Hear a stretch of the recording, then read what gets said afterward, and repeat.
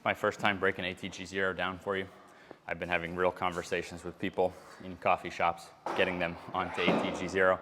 This is also my personal fitness formula for life. My kids are naturally following me. Both my parents are winning with this. Let me see if I can break down exercise for you. So I'm sitting there, we're having a conversation. First off is understanding that you don't have to exercise if your life is naturally vigorous. You could have a lifestyle where you naturally exercise without making yourself exercise. So let's start from the beginning. What would the first step be? Well, walking is quite fundamental. So let's take it there. You already walk?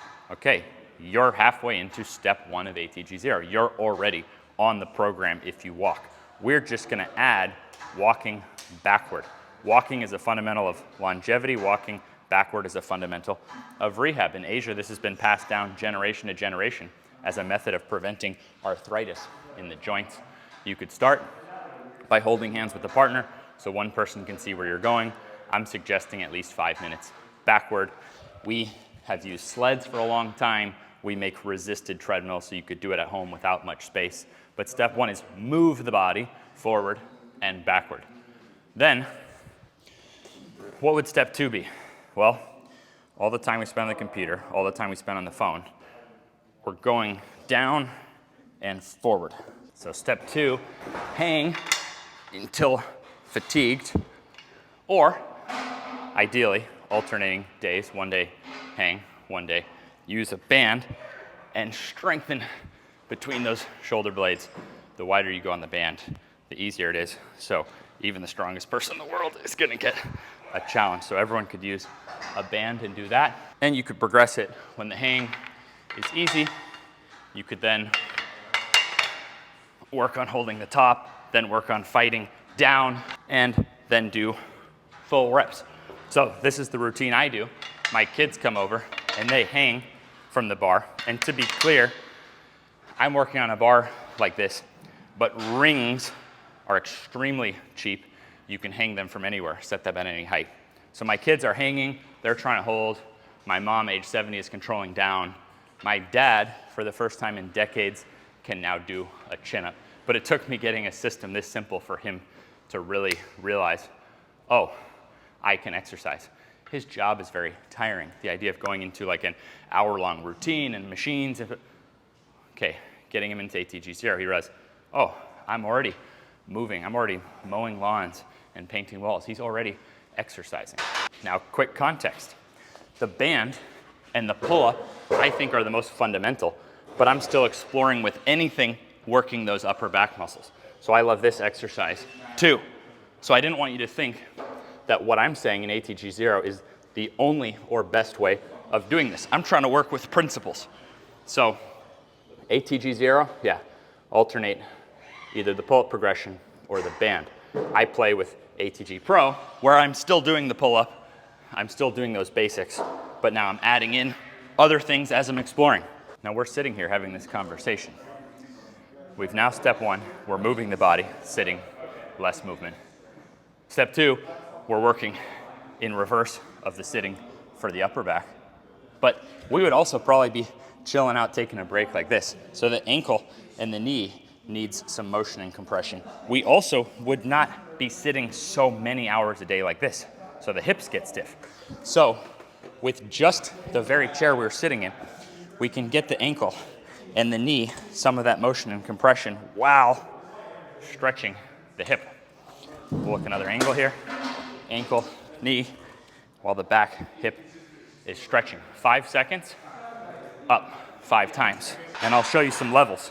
The higher the front foot, the easier. So this requires more strength and flexibility. For most goals, this would be plenty. Not everyone even has to get there. A stairwell is really nice because you have a chair, you have the floor. A stairwell is usually going to go in between, and you can balance. You can go to no balance. And I add weight to this. Not everyone has to add weight. Why would I add weight to this motion? While I'm low, I'm pushing back, and I'm having to control the weight. Basketball, my fun thing to do, is extreme. Forward in high positions, fast. I'm trying to go as high as I can. basketball is an extremely likely cause of knee pain, knee surgery. I got chronic knee pain age 12. By 18, had major surgery. Pretty miserable through there. Got addicted to painkillers, super depressed, and was always told not to let my knee over my toe. Well, right from the first step backward, the knee is over the toe. A completely understandable mistake in the academic world 50 years ago. Because it was found when the knee goes over the toe, there's more pressure. It wasn't actually found to be bad. So this is a system of being able to handle pressure, and I need to be able to handle a lot of pressure to make that same game easy for my knees. So cool enough, the exact same game that was too much for my knees is now easy for my knees. So ideally, one workout here, then one workout, 5 reps, 5 seconds down in a squat. Usually we squat to here, or we go all the way down and bounce, all of which is fine. Where I see the most potential for most people is actually controlling all the way down. If we look from a side angle, there's nothing wrong with heel down or heel up. Heel up just means more knee, heel down means more hip. So for most people, I say find whatever amount you like where you feel a nice balance of knee and hip. And again, we have a scale, assisted. It's amazing how much results people can get who think they can't squat by doing less than their weight. Assisted. Then you have unassisted, then you have loaded. I don't make my parents squat with a bar. They probably could. It's not necessary for their goals. Right here, basketball is extreme in those high, fast positions. So low and slow, I want extra protection. Now going into step 4. Apparently, over 90% of people will never sprint again after age 30. So with that split squat we just did, we're getting flexibility. And right with the chair, we can then get strength. In this exercise, you'll not only feel the six-pack and the sides of the six-pack, you'll feel these muscles that pick up the legs. 3 levels. Whatever level you work at, just work for 20 seconds. Level 1 is just holding the feet off the ground. What makes it tougher is the feet and the butt off the ground in the chair. And then level 3 is straight legs. But you've got to scale all the way from here to straight. So just work at whatever level feels good for you, or maybe feels challenging without pain. Now, I'm not advising whether or not you should sprint. My mom's been doing this stuff 6.5 years. She likes to sprint. She's 70, and I guess for her it's an accomplishment to take off and sprint. I don't really sprint. Once a week, we set up a staff hoops game, so I do run kind of fast for that. But I don't think you have to sprint, but I think it's a good idea to be able to sprint. And step 1 was move the body forward and backward at a pace or resistance level that feels good for you. So you could build this to running 5 minutes forward and backward. Thousands of people who either had pain or couldn't run forward through this system without beating themselves up over the forward have regained the ability to go forward. Sometimes it takes a lot of backward though. Every step backward, you're actually almost doing, in my opinion, like Mother Nature's rehab to be able to go forward. And with steps 1 to 4, you already have a pretty comprehensive system. So this is usually where I end the coffee shop conversation, because let's just get those in. These are the ones I see most consistently getting in. Now I'll show you a little helper for step 5. The idea is to get a full range of motion press so that we're not just getting stronger, but we're also getting more flexible. Going to a corner of a wall compared to a side. So here, you're gonna kind of stop short, but in the corner, you're gonna be able to get more range of motion. Take your time, go slow, find a level that feels good. That's a really cool way that anyone can start with no equipment. And with dumbbells, I get into a position of posture and I press, I control, and again, I'm pausing at the bottom, and I do an alternation where I work more in the chest, like you saw against the wall, versus the next session, more overhead. This is gonna give a nice balance of chest and shoulder, just as we had the pull-up, but we also, with the band, we had this way. If you had access to dumbbells or machine or cable, you could do a row. So the idea is just to have balanced pulling angles. With the band, if you bend your elbows, it doesn't pull apart. So that's the main difference with the pull-up. You bend the elbow with the band, the arm is straight. You still get a nice balance. With young athletes, I would simply find a position they're comfortable, and I would work their push-up more controlled, full range of motion, and really own that full range. Not that I think it's bad to stop short. My whole theory of exercise is just to balance the body. You don't even need to exercise, but whatever inputs you are putting into your body, balance them. That does still scale very well. So most young people could start with a pad for the knees. Now we're gonna get into posterior. I'll show you the two main ideas, starting from something you don't need any equipment for. So without any equipment, particularly for young athletes, you can have a parent hold the heels. Just resist down, push up. If you're weaker at this, just bend the hip more.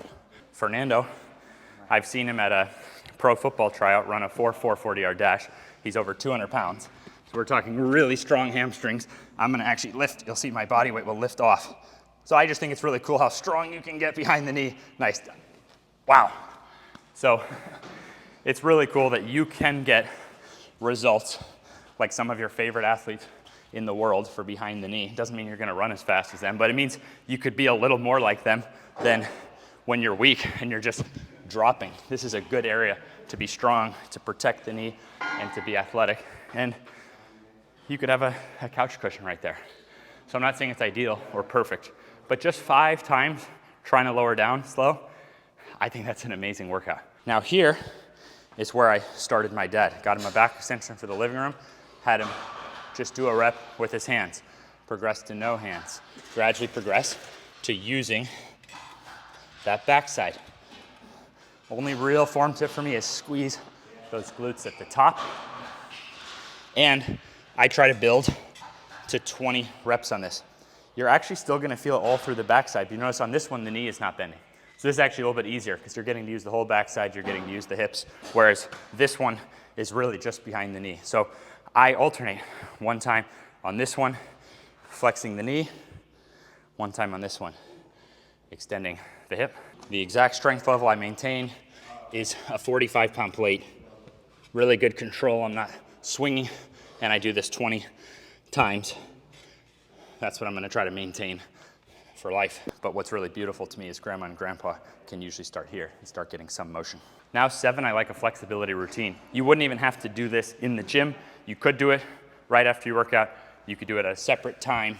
The first deviation I notice is almost all of us for most of our lives have worn shoes that have a higher heel than toe. And then we're walking on hard surfaces, whereas in grass or sand or mud, the heel would sink down more. So I think just about everyone's like an inch short in those calves. And sure enough, people tend to feel better when they stretch the calves. So a minute there. This board is $30 if you want to make your own. It's a 25-degree angle. A minute there. Then I get in here. I actually round my back intentionally, put my hands on the floor, and then I try to straighten a leg. So for me at this point, it's so easy to maintain my flexibility routine, but almost anyone can start working on this. So how high the hands are determines the flexibility. After 20 each leg there, I get my knees at a 90-degree angle, and I work across. So I'm going this way, and I'm pushing up. So I'm actually putting my intent into the floor to be strong through these muscles, and I rotate my way around. So I'm going from here, and then I'm going across, and I maintain having my head to my foot and actually feeling strong in that position. I'm not saying what level you have to go. Some people don't even need this one because they kept sitting like this. From my knee surgery, chronic knee pain, I was never resting like this. I was never resting like this. If I was resting, it was like this. And it was like, I probably went through all those age 12 to 18 without hardly ever being in mobile positions. So again, if we were like chilling out, having our meals like this and like this, you might not need a flexibility routine. In fact, if you think to yourself, I hate stretching, what's wrong with me? Nothing's wrong with you, because in a natural lifestyle, you would just be doing stuff and you would have all these mobile positions that are in most stretching routines. So no, there's nothing wrong with you. Where you would have to put your effort in a real life is to sprint from danger, to climb stuff, to throw something. That's where you'd have to put your effort. You wouldn't even think, stretching wouldn't even exist to you, and you would just be mobile naturally from how you rest. Real look in the gym, we like some luxury. So I walk over, James happens to be on the seated tib, this muscle on the front of the shin, tibialis. Tibia is your shin bone, and it's actually called your anterior front tibialis, so it's just the muscle of the shin bone. I'm doing the exact opposite. So I'm actually getting into a stretch on this side of the ankle, and I'm strengthening here. I'm targeting the soleus, think like the sole of the foot. It's a lower, deeper calf muscle, and he's working the exact opposite. So I'm stretching here, he's strengthening in here, and then I'm strengthening here while he's stretching there. So this is step 8. It's optional. In a sport like basketball, absolutely, I want extra ability through the ankle. Now the cool thing is with any wall, have your back off the wall, have your legs straight, flex, hold, go down. Do this 20 times. Closer is easier. Just like in a sport, the farther you're trying to reach and then stop, it's more force. So the farther your feet are, the tougher it is. Don't cheat it. Make this muscle below the knee work. 20 reps, you should be pretty smoked. And then you could still flip around to the other side.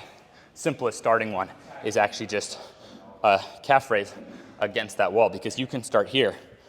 So I love that almost anyone can start this from a stretch position to a strengthened position. You're almost like up on those toes.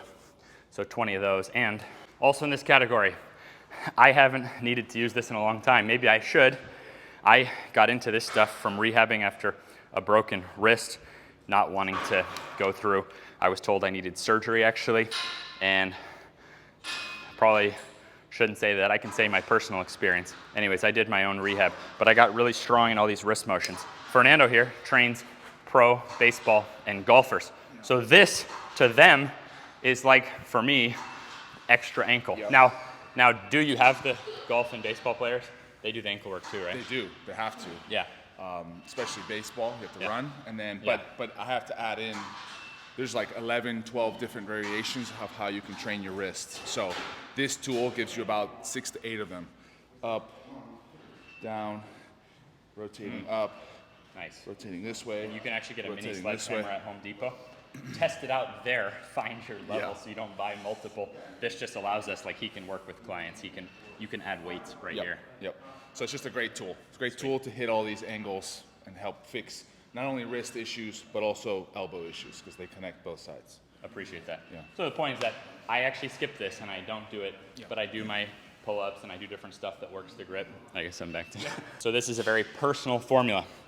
On YouTube, I share everything I know about all of these categories. I'll do more breakdowns on these categories. On the app, you can toggle from ATG Zero with your baselines to ATG Pro, where you can see more the stuff I'm exploring with. You can even go into the ability section, and you can see just wrist ability, just extra. There's extra ways you could just apply these concepts in super detail to the shoulder, which I don't have to do since I don't have shoulder pain, since I'm not in a throwing sport. So these are the things, almost in order, of how I think exercise should work for human bodies. So hopefully any exercise system you've ever enjoyed had some common denominators with this. This has successfully been working for all my friends, family, acquaintances who don't work out, who want to work out, or who have hit barriers in working out that they can't figure out. And as we try to go all the way down to the most fundamental thing from walking and see if we can keep building a natural human routine from there, it's cracked every case so far in the sense of them now enjoying working out, feeling like they understand working out, like they have a routine for life. I'm grateful to have a routine for life. I'm grateful my parents now don't have stress on exercise. They have a routine for life. My kids naturally follow me on this, and I hope you can use that for yourself and those around you. Thanks for watching.